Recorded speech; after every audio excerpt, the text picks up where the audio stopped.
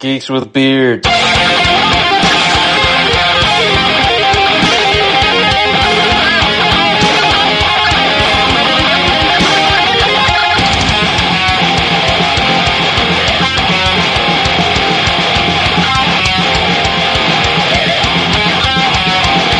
Podcast. No place to hide, no place to run, no place to run. The mutant age has now begun. X-Men, X-Men, it's the day, X-Men, coming your way. Magneto's hordes are on the way to pillage, burn, and plunder. But there's one team that will not yield, the team that strikes like thunder. X-Men, X-Men, this is the day, X-Men, coming your way. Merry Christmas, everybody, and welcome to a new episode of the Geeks with Beards podcast. I'm Dan with Sean, and today we're going to be talking about Uncanny X-men, Volume 1, number 143, from March of 1981, written by Chris Claremont and drawn by John Byrne. But first, before we do that, Sean, what's been going on since our last episode, man? Bah humbug. No. Yeah. But other than that, let's see, I had a friend made me watch the Barbie movie. How was that, man? Have you seen it? I have not, but go ahead and tell me about it. I'm fine. It's better than I expected. Still, I wouldn't watch it again, though. I get that. But it doesn't take itself seriously. Like, it knows it's a movie. How was it Margot Robbie played Barbie? Yeah, she did a pretty good job. Cool. Unfortunately, John Cena was in it, but... Oh, really? Yeah. I never knew that. It was just like a minute. Okay. Yeah. If you're going to watch it, I won't tell you. No, but, you're fine, man. I'll probably never watch it. No, go ahead. He plays a mermaid. Okay. Yeah. He might just have like one speaking line. I don't even remember, but Okay. the rest of the cast did pretty good. Will Ferrell was in it. He was actually pretty good in it. See what else have I done? I'm trying to figure out a game to play since I beat Shadows. So I started playing. Did you ever play The House of the Dead? It's like a shooter, like an on-rail shooter. I feel like I played an arcade version of it, maybe, back in the day up here at Tilt. Yeah. Up here at the mall. I think I did that, yeah, but never like a console version, no. Okay, it's basically the same as the arcade. Okay. And they put it out on the Dreamcast, but they did a remaster for the newer systems. Oh, sweet. It's pretty good. Okay, cool. So other than that, Did they like up the graphics any a little bit? yeah, they completely. It's like a whole new coat of paint. Kind of like they did with the Resident Evil when they put it out on GameCube. Yeah. Kind of up, whatever the word is, up res or whatever you want to say. Mm-hmm. Okay, hell yeah. But yeah, what have you been into? Not a whole lot. Read a few new books. New G.I. Joe, new Transformers, but like I said, I don't want to talk too much about those because it might be future Comic Corner episodes. Oh, speaking of which, the new Comic Corner dropped today. He-Man. Oh, the Sword of Flaws. Sword of Flaws. Hell yeah. So, there you go. First time me hearing about it too, guys. So go out there and check it out, guys. That's a great book. 2 issues into it. I'm loving that book right now. I really have not watched anything. There's nothing that has caught my interest, but I do, since it's finally ended, I'm going to try to check out Welcome to Derry. Mm-hmm. I'm going to try to give it a shot because I've watched the original 90s TV movie with Tim Curry, and I watched part 1, or chapter 1, however it is, with Skarsgård. I never watched chapter 2. I was told by a few people on the Discord that I could just watch this and not worry about going back and watching Skarsgård's movies because it's technically like a prequel, I guess. So I'm going to try to give it a shot since it's ended. The first season just ended the other day. Seems like a lot of people that like Stranger Things likes it. Yeah, and apparently there is a lot of other Easter eggs from other Stephen King novels, movie adaptations in there as well, apparently. That if you've read King or you've watched some of the movies, you'll pick up on them. One I've seen that I'm not going to say anything about. I'm like, that's cool. I like that. Yeah, I haven't really done a whole lot. There's nothing caught my eye to watch anything lately. No movies or anything, really. We did have some sad news this week, though. Rob Reiner. Yeah, man, that's terrible to hear about him and his wife like that, man. It really is. We don't really know any details or anything other than what was first put out there. I hate that, man. What was it? Princess Bride, When Harry Met Sally, and several Final other, Tap. Yeah, several things. Great movies he directed. Of course, one of the first things I ever saw him in was All in the Family. Yeah. Archie Bunker. That was a questionable show at the time, but I love it. Hey man, it is what it is. I love it. But yeah, That's your quarter Japanese coming up. but yeah, that was really some sad news on that one. Never delved into any kind of personal life. Didn't really care because it's Hollywood people. But Yeah. still loved the movies that he had directed. I had seen. Princess Bride, for crying out loud. Yeah, Come on. that one. Like I said, those three. That's the only three that I know of that I've watched that he directed. We just mentioned. Now I'm sure he's done a lot more. I just hadn't seen a lot of them. I think he did A Few Good Men as well. Oh, did he do that one? I believe so. Okay. So yeah, that's some sad news on that one, man. Prayers go out to the family that's dealing with it. So I don't know, man. We'll just have to see what details unfortunately unfold on that situation. Yeah. But so yeah, we're going to jump into this. On to a happier subject. Yeah, we're going to try to up it a little bit. So this is our Christmas episode, pretty much, because this comic book is taking place during Christmas. So, and man, almost again another first read for me, but this comes out of your personal collection of X-Men comics that you have. So, Yeah, that's awesome. This is the first time. This is 1981. Like I said before, my first experience with comics was probably X-Men comics. Was probably the 90s. When Jim Lee was doing X-Men. Yeah, this is my first 80s X-Men comic that I can remember ever reading. and for our listeners, if you're not familiar, if you know the Dark Phoenix and the Phoenix story, this takes place shortly after that. Yeah, I think it ended on 138? Yeah. I believe this is 143. Mm-hmm. So, yeah. All right, we're going to jump into it, everybody. We open on an autumn night in Westchester County, New York. And we see Storm... And she's up in the sky, and we see these creatures around her. And we find out that she's battling this ancient race of creatures called the Ngari, who once ruled the planet like millions of years ago.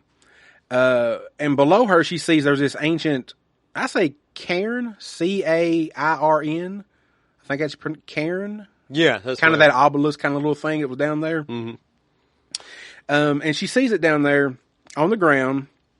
And she finds out that that's basically what is giving the creatures their power. It's what's sustaining them. So she's like, because she can't really even touch these creatures because she tries to reach out and touch them, and they're almost just like smoke. It's like they're not really physically there, but yet they can hurt her. So she decides, hey, this thing is giving them power. This is what I've got to destroy. And because she looks at him, she's like, you're just smoking light. How am I supposed to be able to fight you? What am I supposed to do with this? So she goes toward the cairn to destroy it, and it shoots out a big bolt of energy at her. And it kind of weakens her for a minute, and the creatures, they start to grab hold of her legs and her arms, and they start to drag her down, like they're going to drag her down into the cairn or into the ground. And, of course, if anybody knows Storm, she has a very bad case of claustrophobia. She hates dark, tight spots. So she starts freaking out because she knows they're trying to drag her inside this, inside this cairn. And because of her fear, she emits a huge blast of like energy, for either electricity from her, from her powers or just whatever, but just this huge blast of energy that she unleashes. And in the process, she destroys the cairn and looks like she destroys most of the creatures as well. You should always destroy the cairn. Huh? Yeah. That's how I pronounce it. I'm sorry. It may be wrong, but that's how I'm pronouncing it. It may be Karn. I don't know. So she destroys it because, again, she's super afraid. She's super claustrophobic. After that happens, she's a little shaken, a little scared, So she decides that she's going to go home. And it does say in the book, it says that she soars home after she is shaken to her soul by the incident. And it says on here, it said, I think, see issue 96, I believe is what it said, or something like that, I think. Yeah, it was. So, and that was during the first Phoenix okay, saga. so we're getting a little, this happened as like a little side thing. Yeah. Okay, cool. Because, again, listeners, I'm not an X-Men reader of the 80s. This is, kind of Sean's background here, so I figured he might know a little bit when I mentioned that, because I seen it like, issue 96. Okay. Yeah.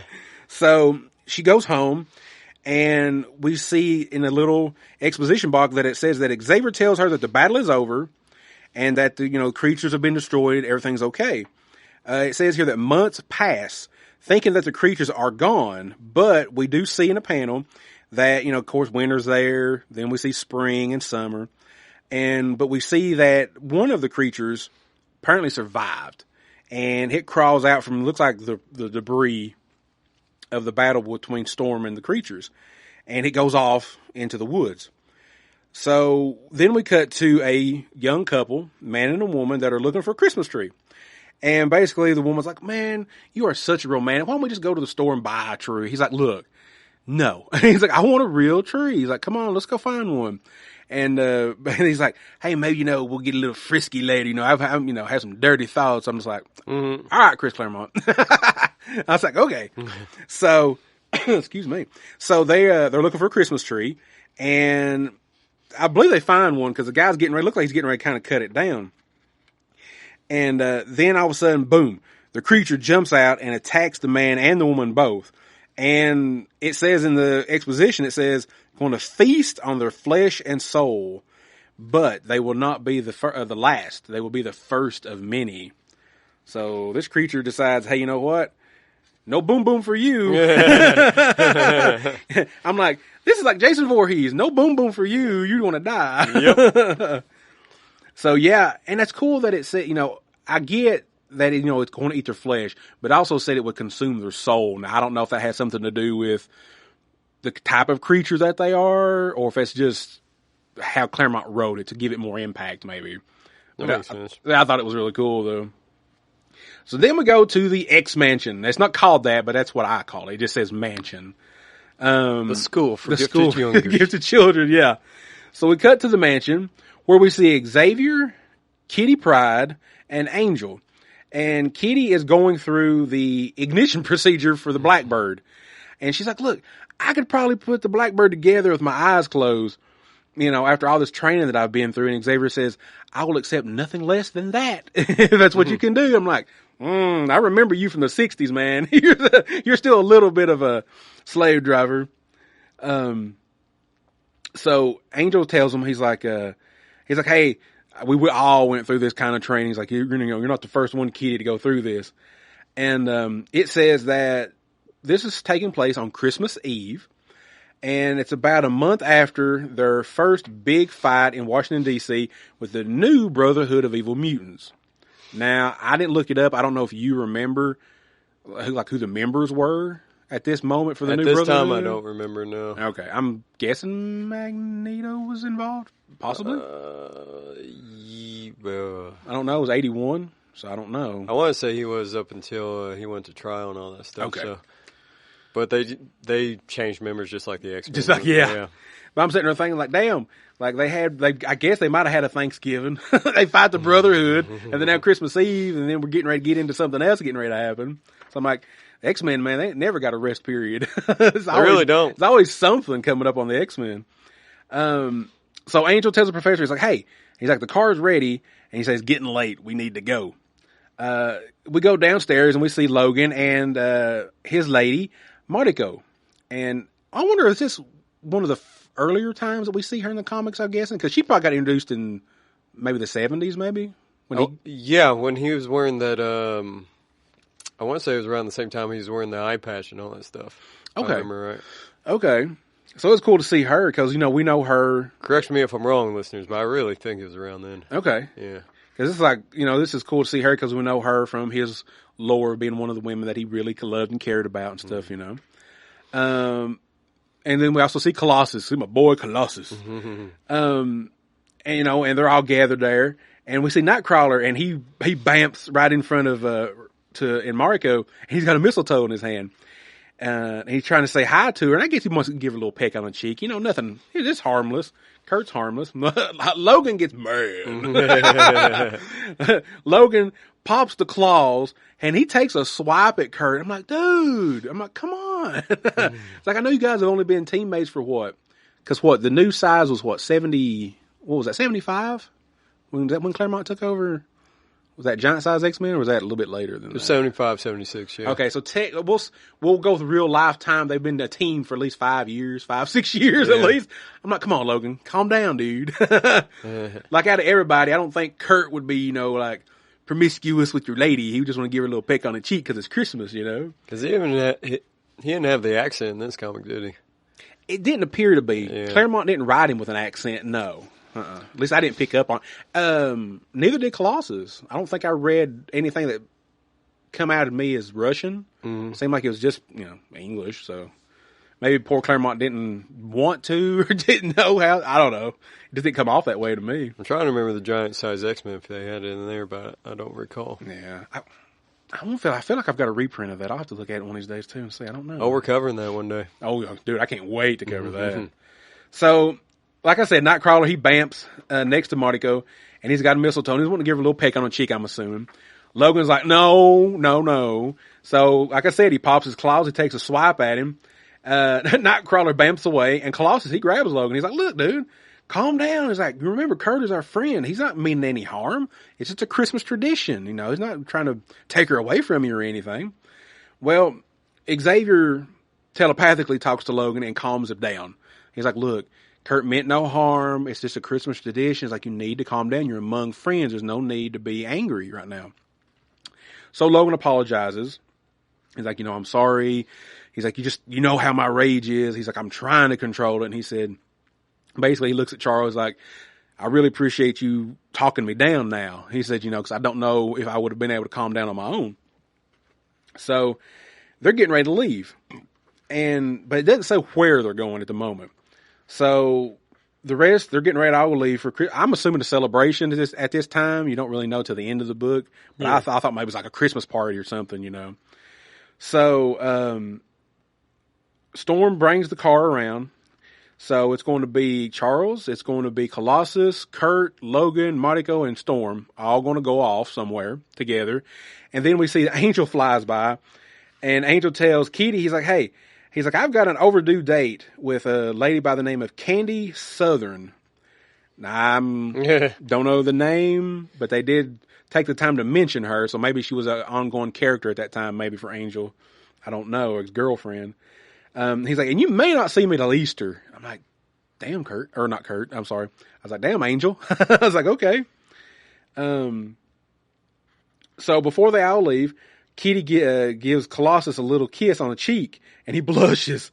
And Kurt looks at him and he's like, hey, he's like, if she kissed you anywhere else, you might have dropped dead from shock. And Colossus is like, you know what, Kurt? Maybe I shouldn't have saved you from Logan. I'm just like, oh. I was like, don't give Peter a hard time. Don't give him a hard time. Well, I mean, that's what Logan does. Yeah, well, Kurt was the one kind of nogging him a little bit there. Oh, yeah, my bad. I'm just sitting there like, come on. You know what? It would be, I feel like when I've read not a lot of X-Men, but a little bit of X-Men, it feels like sometimes Kurt comes off as like the little brother. And he'd be like an annoying little brother. Like he would do something like that, and you can't catch him because he's going to fucking teleport. You'll never be able to catch him unless you've got the ability to like predict where he's going to pop up at and grab him or something, Telepass. Yeah. He'll be like, ha ha, pew, ha ha, pew. I'm like, mother, I can't catch you. Yeah. Dream, or what's it called when you move objects? Telekinetic? No. Yeah, telekinetic.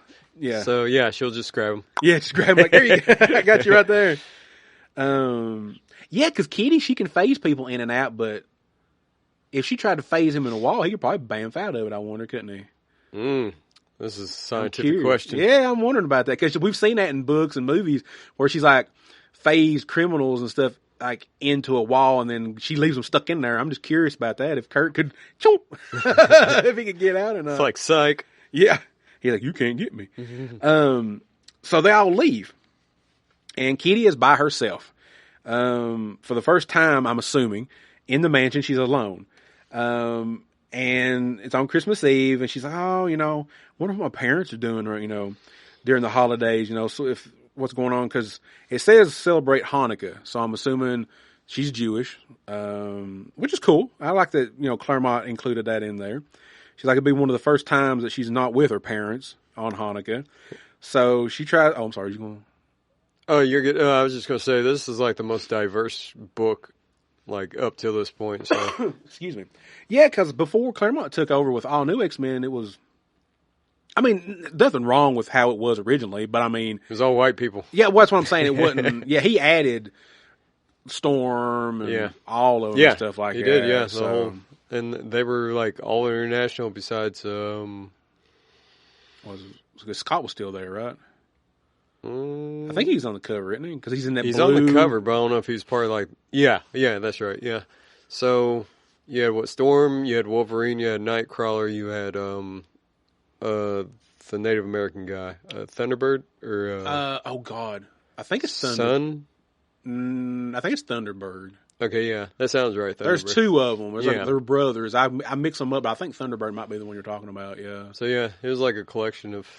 And did they not at one point, like in a cartoon or somewhere in a comic, that Logan was Australian? Or they made him sound Australian. Well, that was in that cartoon you want me to put clips in. Yeah. Okay. I thought there was at some point in the 80s, like he was supposed to be Australian or something like that. Whoa. I was like, okay. So she tries to call her parents. Kitty tries to give her parents a call, but nobody's picking the phone up. She's like, well, maybe they're asleep, maybe they're busy, they just can't answer. So she hangs the phone up, and like soon as she sets the receiver down, boom, the phone rings. She's like, oh, maybe they're calling back. Hello? Oh, Scott, it's you. You remember me, Kitty Pryde? And we see Scott Summers on the other side of the line. And he looks to be at some kind of boat dock or shipyard or something like that. And we get a little exposition box that says, Scott Summers, a.k.a. Cyclops, former leader of the X-Men, but has left the team since the death of his beloved Jean Grey. And it said, see issue 138. Which, like you said, would do with the Dark Phoenix saga. Yeah, that's where she dies, in quotation marks. So he basically just booked it. He's like, I just can't be here. He's very emo? Yeah. So he's just like, no, I don't want to be here. She's not here. The first of several times that this lady will die in the comic books. But we do see that he is apparently going to be a member on somebody's boat because he goes and talks to a captain about joining a ship. I'm just like, so what are you going to do? Sail the seas, man? You going to be a fisherman or something? What are you doing? Well, his dad's a pirate. That's true. Corsair's a space pirate. Yeah, well, Scott's not that cool. Well, true. Yeah, he didn't pick up any of Corsair's coolness, I don't think, at all. None of his swagger. We cut back to the mansion after that. And Kitty's doing some training in the danger room. And she's got her costume on. She got her outfit on. And it's the traditional, like, black and yellow outfit that you would have saw in the 60s when they, were first putting them on, It looks just like Marvel Girls. Yeah, I didn't know what her outfit would look like, even though it was on, until you showed me the book last time I seen the cover. Because, by this time, there were a little bit more colorful costumes, by this time. So I wasn't expecting to see more of a traditional one on her, but she's a new member, so maybe that's what you get. If you're a new member, you get the old style costumes until you can get your own personality built up, maybe. So she's trained in the danger room, but she's not really going through any simulations. She's just doing basic like gymnastic physical training because Xavier, basically says, look, not only do you need to train your powers, but you also need to keep your body strong and healthy because you cannot always rely on your powers to get you out of a situation, which is true. I mean, you get near a mutant like Leech or somebody else that can drain your powers completely. What have you got left? Your body to get away, whether it's run, fight. You've got to have some kind of backup plan. If you ain't got powers and you ain't, you a little thick like I am, you messed up. You ain't going to get away, So you got to make sure that body's strong. That's what she's doing. And she's talking to herself about that. She's like, yeah. It's kind of silly, but I guess I understand what he's saying. Our powers, we can't rely on them 100% all the time. So while she's training, a burglar alarm goes off. And it says, potential intruder on zone 4. And I'm like, potential? I was like, okay, well, at least you let me know. And she's like, oh, zone 4. So wait a minute. That's upstairs. That's Storm's room. Uh-oh. And she's basically like, I'm supposed to call the police if I'm by myself. And this is where you find out that, and I didn't know this, that Kitty at this time is only 13 years old. I figured at least 16. But no, you find out that she's 13 years old. And she says, I'm supposed to call the police when I'm alone and something like this happens. She says, but last time I was alone and I called the police because I thought somebody broke in. It was just a tree branch that fell through the sunroof in Storm's room. And she's like, I felt like such an idiot. She's like, so I need to make sure that somebody's actually broke in before I call the police this time. So she runs up to Zone 4, which is Storm's room. And there has been something that's broke through the skylight. Because you can see that the glass is broken. And it's got very cold. And granted, it is wintertime, yes, but it's like super cold now.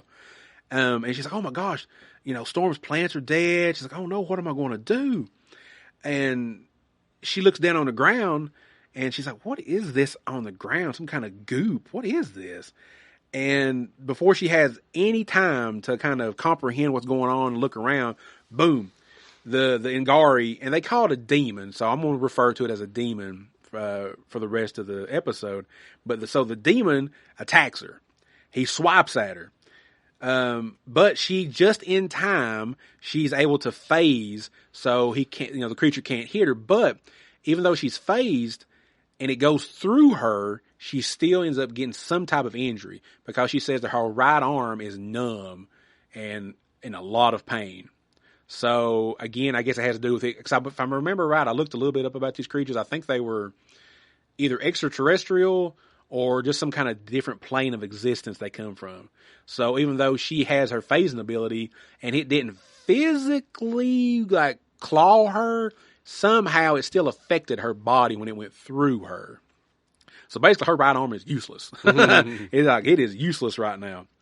And it's so cool too because we see that the creature is chasing her throughout the mansion. And I love the panel that they came up with and that Byrne drew. It's basically, it's like they took the mansion. It's like they almost cut it in half because it shows you each room that she's running into. And as she's phasing through the walls of each room, the creature's just busting through it. It's almost like a side-scroller video game in a way. It's like, I really like how they did that to show you that and nothing is stopping it. It is blasting through every wall. And I'm like, that's probably Kurt's room. That's probably Peter's room. I'm like, you're destroying everybody's bedroom. We're always having to rebuild this fucking thing. Yeah, you're probably destroying everybody's bedroom right now. So she decides, hey, I'm going to try to go downstairs, like kind of in the basement kind of situation. And cause she thinks she's got ahead of it enough to where it can't find her. So she's like, okay, I'm going to go down in the basement. And then I know right above where I'm at, there's a closet downstairs that's next to a telephone. And then I'm going to call the police and try to get a hold of the professor. So she does that. She phases through the floor and she opens the door to the closet, reaches her hand out to get to the telephone. Boom. The demon's already there. Mm-hmm. It's already either smelled her or sensed her or whatever. And boom, it's already there. And it almost grabs her. And she's woo. She's like, well, that didn't work out because she's questioning how smart it is. And then when this happens, she's like, it's pretty damn smart. She's like, it's smarter than I gave it credit for. So her next choice, she's like, okay, I'm going to get it to the danger room. If I can get it in the danger room and I can set the danger room to like the highest, most dangerous settings that it has, maybe I'll be able to stop it in there. Because, the danger room, hell, it's probably limitless stuff they can have in the danger room, whether it's lasers, fire, sentinels. Well, were there already sentinels in the books other than maybe? Oh, yeah. Okay. Yeah. So anything. They can even I guess it can even simulate evil mutants. Mm. So, I mean, it can just shoot anything at them. So that's her plan. Get it into the danger room, set the danger room to like high, put it on the highest danger setting he can set it on, and just let it go off on the creature. And she's like, maybe it'll slow it down enough. She's like, I don't know if it'll kill it. Maybe it'll slow it down enough to where I can get away, to where I can get a hold of the professor and get some help. Because she's like, if I don't warn the professor and the other X-Men, they're going to come in here and this creature is going to just destroy them. And I'm sitting there thinking, maybe, because no shade to Kitty, but you do have Colossus and Kurt. Storm's already faced them once, so I don't know if she would try to fight her, if it might trigger something and she might run away. I don't know. Logan might come back with him. I don't remember if no, I don't think he did. I don't remember now. But I'm like, they might could handle themselves, but I get her, she's worried. She don't know if it can do it or not. So she gets it into the danger room, and it does trigger some of the simulation, some of the attacks. And it does slow it a little bit, but not a lot.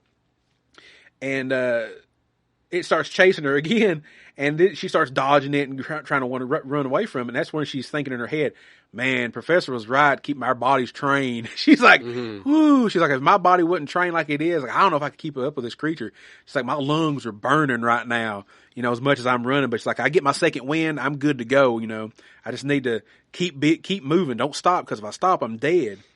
So she makes it out of the danger room as the creature's been attacked, but unfortunately, it doesn't really do a lot to the creature. The creature basically like rips up a section of the floor that is attacking it. It just rips it up, and she's just like, what the hell? She's like, there's nothing. And like it busts through what's the word I want to say? The observatory part of the danger room where they can watch them through the glass. Yeah. And it says, Claremont goes out of his way to basically say this is like an indestructible glass or an indestructible material. So, of course, she's going to phase through it to get out. But the creature just destroys it like it's nothing. Like it's candy glass in the movie. So, basically, he's trying to say, hey, I don't think there's anything that can stop this creature right now. It's just busting through everything. Same as the danger room. Whatever it's made out of, the metal it's made out of, it just shreds it like hot butter. Its claws just go right through it. So she does notice one thing, though, that while it's in the danger room, she notices that fire and that the flamethrowers actually did seem to hurt it a little bit. And she's like, that gives me an idea that I saw in a movie. It didn't kill the creature in the movie, but the thing that they did after that did take care of it. She's like, So what she does is she ends up running to the hangar bay of the mansion, where we have another blackbird. Well, I won't say another, but this one is a little bitty blackbird, man. Or at least that's the way John Byrne drew it. It looked short to me. It didn't look like it was the long. I know it said like, I didn't even write it down. Was it SR-71 or something like that? But Jetfire. Yeah, but it looked short. This one I think is like a scouter. Okay. Or maybe it's just how Byrne drew it in the perspective of the page. To me, it just did not look, like a long, full jet. To me, it looked like a little escape pod jet or something. But she did say the black bird, so. Well, didn't they have like a smaller one in the cartoon as well? Like, they might have. I want to say they did, but. They might have. And I want to throw this out real quick, too. I was listening to Bad Movies, Worst People, and Derek, they covered the Dark Phoenix movie that they did, and he mentions in the movie, which I have not seen that movie, he mentions in the movie they keep calling it the X-Jet. He's like, it's not the fucking X-Jet, it's the Blackbird. So, yeah, Derek, you're right, it's the Blackbird. Not one time in the 80s in this book did they say X-Jet. They call it Blackbird. That's what you get with the Fox X-Men movie. They call it the Blackbird. So, yes, sir. So, she gets to the Blackbird, and of course, she's nervous, but she's trying to hold it together. And she's like, okay, I went through all this already. I went through the ignition procedure. Xavier's trained me. Calm down, kitty. Think what to do. So she goes through the procedure. She turns the Blackbird on, gets the thrusters ready, but she waits until the creature gets close to the thrusters of the Blackbird before she activates them. So it gets as close as she can allow it to get. Boom, basically hits the ignition switch on the thrusters, and the thruster just boom, and it just bathes the creature in like these big twin pillars of fire and and heat and everything coming from the Blackbird, and she just keeps it going. And of course, she's got it. I wrote down she's got it in park because it ain't going nowhere. It's sitting there, but the thrusters are going like at full blast. And unfortunately, though, because of the immense power that the thrusters are putting out on the Blackbird, the landing gear does eventually buckle, and it does break. And I don't know what the hangar is made out of, but the Blackbird flies into the far wall, but it doesn't go through it. It doesn't go through it. But one good thing is after that happens, she shuts the thrusters down, and it mentions on there that there is a internal fire repressant foam or something that activates to keep it from catching the whole mansion on fire. Apparently, I'm like, that's a good procedure to have just in case. You never know. So she gets out of the Blackbird, and she's kind of just looking because like it's tore up, and there's stuff on fire because of the thrusters, and she's looking around and stuff, and all of a sudden you see the creature's hand, boom, jut out at her from the smoke and the fire. What happens to Kitty? We don't know yet, because the next thing we see is we're outside the mansion, and the professor and everybody have finally come back home, and it's midnight. I don't think it said what time they left, but we have to assume a couple of hours probably that they've been gone. So it's midnight, and they've returned back to the mansion. And Peter looks up, he looks at Storm, he's like, there's no lights on. She's like, okay, and maybe Kitty got tired and took a nap, just turn the lights off. And then he goes, he opens the door, he's like, whoa. He's like, I don't know. He's like, this doesn't feel right. He's like, it's colder inside than it is outside. And I'm like, okay. So I guess the creature somehow emits cold, I'm guessing. And I chuckled at this a little bit. Xavier comes through the door and he's like, I've felt this evil before, but I can't remember when. I'm like, you're a terrible leader, Xavier. Well, he's got everybody's thoughts going through him. You're terrible. No. Yeah, that's true too. But I thought that was kind of cool that Claremont put that in there. He's like, I've felt this evil before, but I'll be damned. I don't know when or where, but I know I've felt this before. Deja vu. So, yeah. So the next thing is Peter hears a noise coming from the living room. He's like, the TV's on.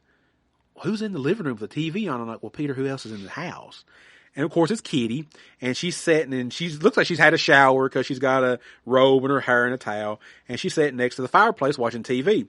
Of course, she's excited because everybody's there. She gives Peter a hug and everything, and we see these two shadows come in behind Professor Xavier, and one of the shadows says, "Well, if you're really happy to see him, you're going to love seeing us," and to find out it's Kitty's parents.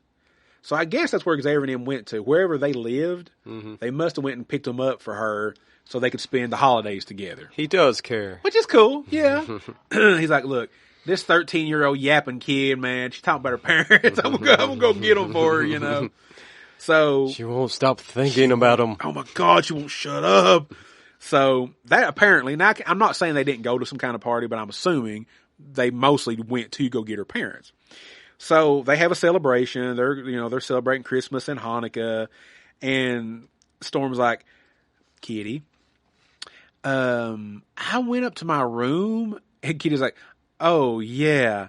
Storm's like, what happened? Well, there was this creature, and there was this big fight, and we kind of destroyed the mansion and the danger room. And then, oh yeah, but I got rid of it and I killed it in the hangar bay with the thrusters of the Blackbird. And what you see is, and it's a little exposition box, basically when the arm had come out, it did try to still come after Kitty, but it says in the exposition box that with each step that it took, the creature was slowly dying on its feet. So the thrusters and the fire and everything did kill it, just not instantaneously. And it says with every step that it took, it was basically falling apart as ash. And you see at the end that there's a little silhouette of the creature on the ground, but it's just black ash. So it basically burned it to a crisp. So Kitty did destroy the creature. She saved the X-Men. She saved probably the planet, because we don't know what would have happened if it would have got, out of the X-Mansion and kept going. I'm assuming that nothing could have stopped it, until either, another hero or something have finally got a hold of it, So we end with it saying that on that night of Christmas Eve, alone in the mansion, Kitty underwent a rite of passage, and she passed. The end. So it's a very Christmas story. It was. Yeah. And again, like I said, once again, it's another first-time read. First time me reading the X-Men of the 80s. I liked it. I did. And again, I'm surprised. I had no idea Kitty was that young. I was like, damn, 13. And you give you give Colossus a kiss. I mean, he's in the Epstein files. We just got to get it declassified. Don't do that to Colossus. Don't do that to Colossus. No. Pyro maybe, but don't do it to Colossus. 13 will get you 30, kids. But no, yeah, that was really cool. I like that little holiday thing. It's cool that they, I miss stuff like that. I don't know if they still do it in comics nowadays, because what I read, they really don't. I don't know about, Marvel and stuff nowadays, but it's really cool to see that they did stuff like that back in a little holiday setting, kind of makes me think of like Die Hard and stuff, like an action situation that's happening during the holidays, Mm. So, and I love the cover. You got a Christmas tree in the background, Kitty and the creature coming down, basically kind of from the ceiling from her, on top of her. So, Yep. But I liked it. It was a really cool little story. I really enjoyed it. Yeah. It's pretty good. I hate Christmas stuff, but it was still a good X-Men comic. Stop it. The art was good. The writing was pretty good. Yeah. I mean, it's not the first time we've had John Byrne. Of course, he did the Man of Steel in the 80s. Yeah. He did the artwork and wrote that stuff. So it's not the first time we've had Byrne on the show as far as art goes. We both talked about this off air, but it wasn't that exposition heavy as we thought it was going to be. No, it really wasn't. It wasn't that bad at all. There's a few boxes here and there, which, they still do that nowadays. Yeah. But yeah, no, wasn't that bad at all. This is one or two, three times I've read Claremont stuff. This is maybe the first time I've read Claremont X-Men. Mm-hmm. Now, I have, because I've told you this off mic, he did come in on Wildcats. I'm not sure you read the Jim Lee X-Men. Oh, I did, didn't I? What? That was Claremont. Did he okay. Well, see, I thought Jim wrote it and drew it. He just drew it? Yeah, he just drew it, and then Claremont was like, I'm done, and Jim Lee drew and wrote like issue or two. Yeah, poor Jim. You can't rely on that, man. Well, not even with his Wildcats book. He was there All for those several sketches. issues. It takes like 15 years. Yeah, and then he did write a few episodes. He did write a few issues of Wildcats. Okay. That I remember being pretty good too. So, but yeah, no, it wasn't that bad for an '80s book. Yeah, that wordy at all. It was a pretty smooth read. I thought I liked it a lot. If you want to pick this up, the actual issue runs you anywhere from $20 to $300, depending on the grade, and you can pick it up in the paperbacks. They'll have like collections of those. Yeah, your copy is actually really good. Is it good to? Well. Yeah, good to very good. It's actually a good cover. It's not that bad messed up or anything. It's got a couple of creases, but hell, for an 80, 81 comic book, it's in really nice shape. Yeah, it's got some creases, and it's got like a little, like the cover is a little loose at the top there. Oh, okay. Yeah. I didn't notice that. Okay, yeah. And now the color's still good. The color's really good in this. Yeah, it didn't look like any fading or anything on that. So, Dear Miss Pride, it has come to my attention that you have a mutant power, the ability to walk through solid matter. I believe you call it phasing. But yeah. So you got some questions. I got some questions. well, actually, not really questions. I did put a question out there on the Dissect That Film Discord, and basically I was asking if you could have any power from any mutant in the X-Men world. It didn't have to be X-Men. It didn't have to be the evil mutants. It could be any mutant. Who would it be? And I got a few responses. I got one from Jack from Bad Movies, Worst People. And he said, for me, it would be Nightcrawler. He said, I would just, bamf everywhere I needed to go. Left my drink in the kitchen, bamf. Traffic sucks today, bamf. I agree on that one. That would definitely come in handy.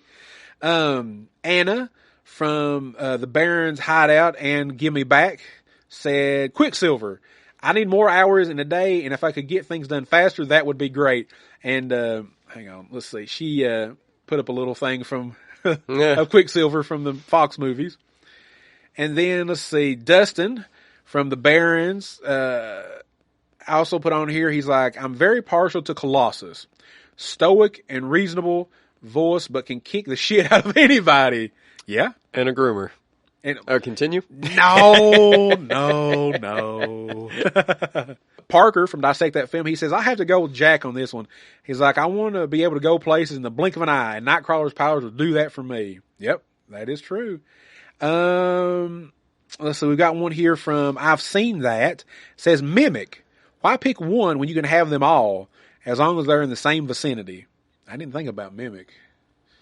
Mimic's pretty cool. When did that character come into being? Was that like an earlier character? I forget. I don't remember seeing him in the comics. I just remember in the cartoon. Okay. Yeah. Let's see. I'm sure he's there. I just haven't read those yet. Derek from Bad Movies Worst People says, if I'm trying to go off and be a superhero, then someone like Wolverine would be my choice for healing factor, or Vulcan for Omega level energy manipulation. Ooh, Vulcan. Yeah. That's a deep cut. And being able to take and use the powers of others around me, not just mutants. He's hardcore. But if I'm just going to continue being schlubby old me, which is the more likely scenario, then I'd choose Nightcrawler because bamfing is the best power in a realistic world. And let's see. And that was it. So pretty much on my end, Nightcrawler won. Everybody wanted to be Nightcrawler pretty much on my end, except for a couple that want to do Quicksilver and Colossus. Well, my friend, she said Storm, which I like Storm too, and I jokingly said Scarlet Witch so I could wipe out Cyclops from the universe. Yeah, I was getting ready to say you had a couple on the Facebook page. Yeah, on yours. My real pick would be Multiple Man. That way I could do all kinds of shit at the same time. Now, let me ask you about that one. How long does that last where he separates himself? I think until he hit, because the way he does it, he hits his fists? Yeah, he hits his fist, and then I think it lasts until he hits him again. Okay, so he doesn't have to be close by. He can send them off.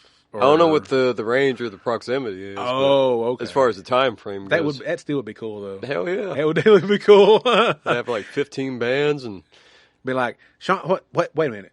Wait, what the hell? You're building houses while we're doing a podcast. There you go. I don't know really which one I would want. I don't know. I guess I'd want a mixture. I guess Mimic would probably be the best thing, I guess, because I feel like I'd want a mixture of powers. I remember always liking Colossus because of his strength and his power. Cable's a good one, but yeah. But I love Cable, but Bishop. I always went a little bit more toward Alex Summers than I did Scott. Just a little bit more. He's definitely cooler than Scott, but I mean, he kind of had his turmoil with Magneto's daughter there for a while, but I don't know.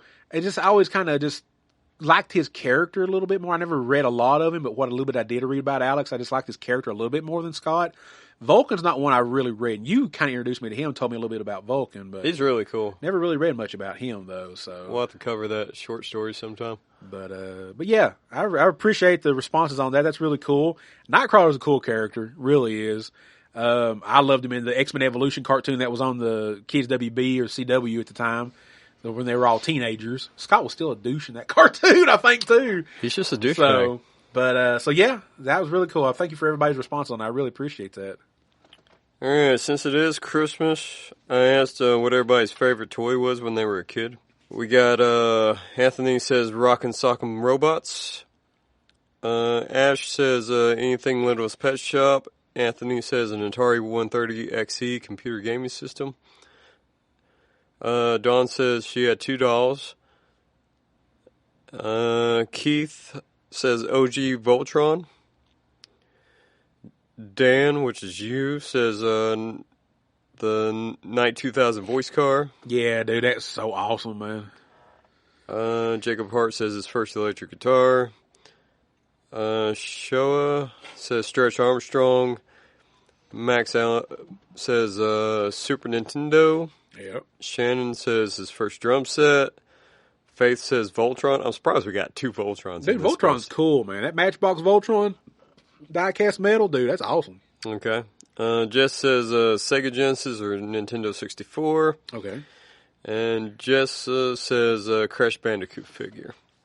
I love the Sega and the 64. Like, you got 2 different generations of video game consoles there, like old school and newer school, Yeah. Do you remember did you ever get a 64? No, well, I bought one later in life. Okay. I didn't get one to come out. I think me and my brother got one when they come out, and I think we went up here to the mall, and it was either Sears or JCPenney's when we got it or whatever like that. I mean, like, everybody was coming after that system. Like, it was awesome. Dude, yeah. And I don't think even... Nowadays, not so much, but when it first came out, it looked great. I don't think I ever got all 100 stars, or was it 99 stars on the Mario? It was 100, or no, it was 99 to beat it, and then 120 to see Yoshi. Okay, yeah, I never. Yeah. I think I might have did the 99, because I do remember beating the game, but I don't think I ever did the 120 for Yoshi, though. But yeah, I love that Mario game. Of course, Mario Kart, I think Mario Kart's always been one of my favorite games on Nintendo. from when they first came out. I guess, was it Super Nintendo when Mario Kart Yes. first came out, I think? Yeah, it was. I've always loved that. So, yeah, I've always been, yeah, we were always kind of a Nintendo household, me and my little brother growing up. Then we got a Sega, then we got a Dreamcast, and then we eventually shifted into straight Xbox forever. Then we finally got a PS4 like that, and we kind of drifted into that a little bit. But my brother's always been Nintendo. Hell, he even had a subscription to that Nintendo Power magazine for the longest time. Did he? Yeah, he still got the issue somewhere at the house. I forgot how long of a subscription he did on that thing, man. He was hardcore Nintendo for a lot of years, yeah, for sure. Not so much now. Like, we got a Wii, but it's like, Yeah. you know. Like, But I want to say my first system because we had the Atari, we had the Coleco, but the first one I remember getting was Nintendo. But the first one that was mine was the Sega Genesis. I didn't get a Super Nintendo. I didn't get a 64. I got the PlayStation. That was my next big one. yeah, when it comes to PlayStation, we went from 1 to 4. Yeah. We skipped 2 and 3 because at that time, that's when we were like hardcore Xbox. My first system when I played when I was a little kid before my brother was born was an Atari. I think it was the 2600. I don't know. Yeah. I think it was that one. I forget now. We've got it at the house. My brother's got it in storage. I can't remember which one it was, but that was the first system I remember playing it.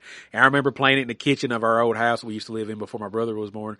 And I'd hook it up on like a little 13-inch CRTV, you know, and sit there and be playing, you know, Pong or Pac-Man or what was the other one? Pitfall. Fuck Pitfall. I hated that game, man. I swear. Pitfall's tricky. God, I hated that game. But yeah, man, Atari. I could pick up an Atari right now and plug it up and still have fun playing it, man. I love them old systems. They got an Atari collection on the new systems. It's called Atari 50. It's pretty good. Okay, cool. It takes you like through, it's like a museum type thing. So you go through, and it'll have like videos and interviews and stuff. Then you play the game. And then That is awesome. Hell it's yeah. really cool. Hell yeah, for They even sure. had some Jaguar games on there and 7800 games. And Yeah, you mentioned a Coleco. I never had that. I never had that growing up. it was cool. That and then television. Yeah, never. I don't think I ever had that either. No, I think Atari was first, and then it was like Nintendo, Super Nintendo, Sega. I don't know. I don't think we ever had a Sega CD. I don't think we ever did that. I feel like we went from Genesis to Dreamcast, I think, is how we did it. Dreamcast's really cool. I just picked up one of those a few months ago. I like the Dreamcast. Yeah. I can't remember what there was a football game I really loved on Dreamcast. I think my brother had a Game Gear. I know we had the original Game Boys before, and he's had some Game Boy Advances before too. I think one of us had a Game Gear. I remember that son of a gun drunk the batteries fast. Yeah, though, yeah. because that big full color screen thing, man. That thing would. I can't remember if it was like double A's or C's or whatever the batteries was, man. He would drink batteries fast. If you played that thing for like maybe a half a day, like you're done. Not even that, probably. You went through like It's packs probably of like batteries. an hour. Yeah, you go through packs of batteries, man. That's crazy, but it's fun to watch. Play Sonic in your hands, man. So Speaking of handhelds, did you ever have the Tiger Electronics? I had some of those. Yeah. I had the X-Men one. I had a Street Fighter one. My brother had a Battletoads one. Dude, he was so obsessed with Battletoads for the longest time. He even had one of the games like on Nintendo or Super Nintendo. One of the hardest games Dude, God, Battletoads, man. couldn't get past the third level. Yeah. I love those Tiger electronic handheld They were little fun. games, man. Had some of the sports ones back in the day. I think I had it was either Street Fighter. No, probably wasn't Street Fighter. It was some kind of fighting one, but I don't think it was not Double Dragon. It was a Double Dragon Double one. Dragon, I remember yeah. Double Dragon. I had that one. Yeah. That was like the most common one as far as I remember. Yeah, I had a Double Dragon one, dude. Didn't they come back out with those? Was it the past couple of years ago? Didn't they like try to remake those or re-release Tiger? I don't know. games? That wouldn't surprise Okay. me. Yeah. I feel like I've seen something like that. I might be thinking completely wrong about that. It'd have to be just for like people like us because kids have cell phones, you know? Yeah, kids are like, what the hell is this? Dude. Oh, do you remember I don't think they were the Tiger ones, but they were a little bit longer. And there was a Ninja Turtles one. Yeah. My brother had that one, but it wasn't, I don't know if the Tiger made it or not, but it wasn't the old school, like white kind of squared one. This one was like a longer, like taller, almost a rectangular kind, but it was green plastic and it was a Ninja Turtles one. And my brother had that one. Dude, I couldn't beat that damn game. That was hard. Yeah. My brother had that one. I remember that turtle one he had, but I couldn't remember if that was Tiger or if that was something else made that one. I don't know. I don't remember who made it, but yeah, I remember playing it. And I was like, man, this is like next level stuff right here. Even the turtle game on the Nintendo system was difficult. Like when you're swimming. Oh, like you're yeah, swimming the in seaweed. Yeah, dude. I hated that shit, man. I just played that a few months ago, too. I'm like, this is terrible. But, Yeah, they were good games, man. Good games. I will say my favorite toy, though, was our mascot for the band, Sid. Oh, Sid? His real name is My Pal, too, but... Okay. I've always wondered if that was something you put together, if that was actually a real toy that you just... It's a real toy. I got the box. The way this toy was, I got it in, I think, 2nd grade. So you could play Simon with it because it had buttons on the front of it. Okay. It could throw a ball if you wound up its arm and shoot it forward. It had a hoop on it so you could play basketball with it. Oh, wow. It'd talk. It'd light up like... its face and stuff would light up, and then the ears. And it had wheels on the bottom so you could roll it. This is like an all-in-one full interactive toy. It's for crazy, kids, yeah. Man. I don't remember that. That's crazy. I'll send you the trailer and we'll post it on our Yeah. socials. It's crazy, and the reason I use it as our mascot is I was looking for the trademark. They never renewed it. Okay. Yeah. Sweet. So I don't know if there was a My Pal 1, Okay. but there was a My Pal 3. Huh. I couldn't find anything else on the anything earlier. Okay. Dude, yeah, that sounds like that's like an all-in-one kind of toy, dude. I don't remember that toy at all. It was cool. Hell yeah. That's awesome, man. And it's so funny. Like, mine was the only one I had seen for years and years. And then a couple years ago, we were stopping by a game store. And I seen one just laying on the counter. I'm like, just laying on a Nintendo 64. I'm like, It's like, oh shit, I found another one. yeah. So Hell that's yeah, pretty cool. man. That's awesome. All right, that's all I got. What you got? I ain't got a whole lot of nothing except for how the people can reach us. Oh wait, what What? are we doing next time? Oh yeah. Actually, we are going to. This will be our. Let me think. Will it be? I think it will be. Be our first actual new comic. If you don't count the free comic day one, Yeah. If you don't count the new free comic day, yeah.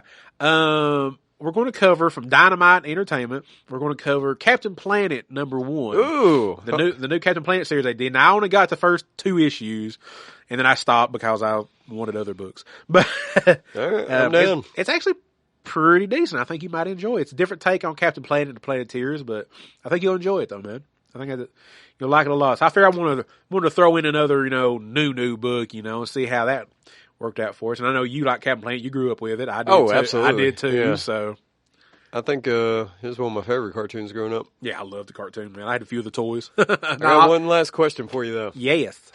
All right, of all the podcasts we've covered this year, which one's been your favorite book to read? Oh, this year? Yeah. Like I can remember what. I know. Like I can remember all of them that we covered. From Hell is definitely on top. Is on up in the list for sure.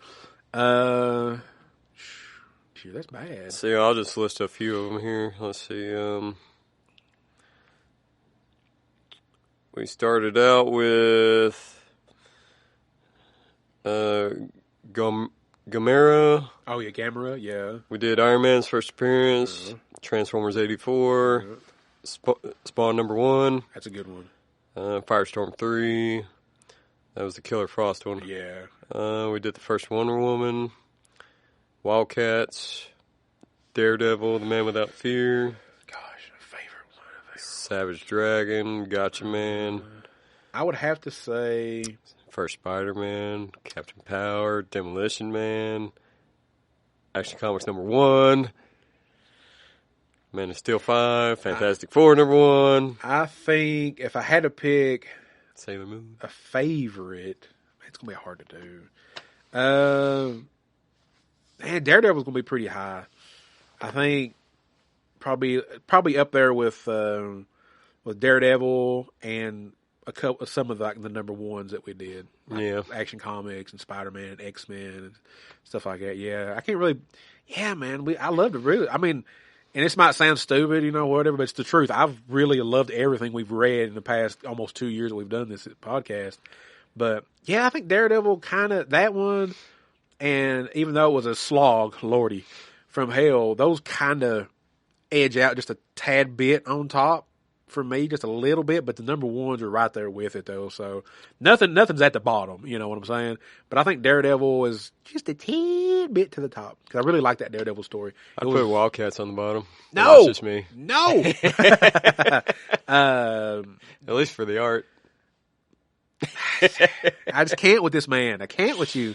But yeah, I think for me, if I had to say out of all those, what would be probably at the top would probably be the Daredevil. Daredevil was really good. Daredevil was really good. But man, gosh, man, everything is really, like even Action Comics #1 is just, it's that's probably my pick just because of the sheer history aspect of it. Oh, it's almost there with Daredevil. It's almost tied with it, but yeah. All right, listeners, if you want to tell us your favorite episode or issue we've covered, send it in. And if you have suggestions, send them in. I'm thinking we'll do a month of listener suggestions. Dude, that'd be great. Yeah. For sure, so we'll solicit the socials. We'll solicit the Discords. And that'd be a great thing to do next year, dude. That's a month of listener requests like that for sure. So, yeah, if you got something, send it in.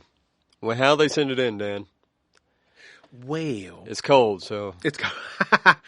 Well, let's see. You can get on our email, geekswithbeardspod@gmail.com. We also have an Instagram. We have a Facebook page. You get on there and share your collections and share your suggestions as well. We have a Discord that's free. Get on there and we can talk about all kinds of stuff, man.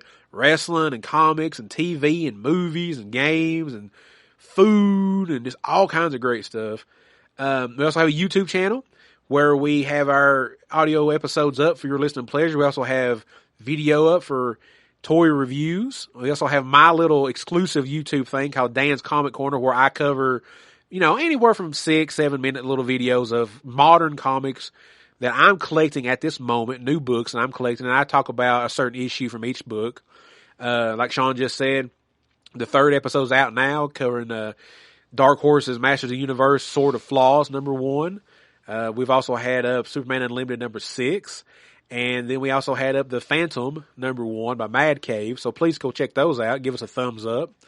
And anywhere you can find us, Spotify, Podbean, Apple, anywhere you get your podcasts at, please. 5 stars or what you think we deserve. And if you think you got any input, how we can improve this podcast or more interactive or whatever, let us know. And me and Sean will, respond back to you. We'll try to. Tell us how much you hate Jim Lee. Will you stop with the Jim? Okay, Jay Lee looks like he went through a mud puddle when he draws sometimes, man. It's like you can't even tell what he draws. I think that's your racist side coming out. So no, because I did get a Thundercats issue with him as a cover, and he did do pretty good on that one. We'll give him that. Okay. But it's Superman and Batman. I don't know, man. It's beautiful. I've seen some covers you have. I don't know. It's amazing. But anyway, we hope everybody has a very Merry Christmas, Happy Hanukkah, Happy Kwanzaa, whatever holiday you all celebrate. Please be safe, be happy. Hope we get all the presents and eat all the food. And we will catch you in the new year. Goodbye, everybody. Wolverine, once inside, will lead us to Magneto. Are we going to talk about this all day or do it? We're going to do it.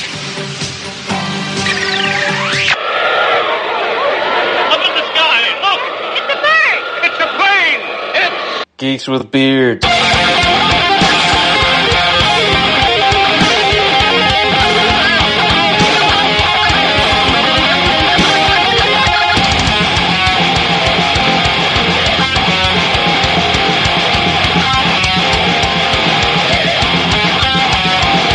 Podcast.